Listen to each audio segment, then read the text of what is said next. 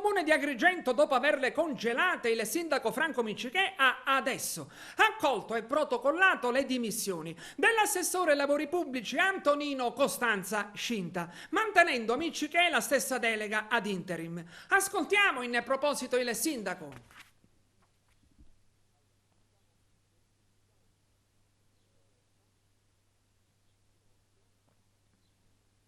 Stamattina devo andare a protocollare queste dimissioni e accetterò le dimissioni. È il volere dell'assessore Scinda.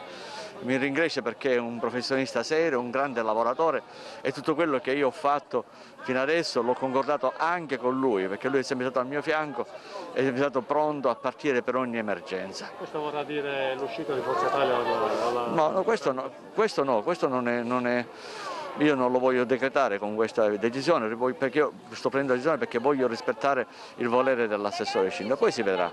L'unica cosa che mi preoccupa per ora è che queste beghe politiche possano intaccare comunque il bene della mia città, perché dovete ricordarvi che quando ai piedi del malato i medici litigano, che ne trae le conseguenze al malato, il malato muore, così quindi se le forze politiche agrigentine litigano tra di loro, Agrigento muore.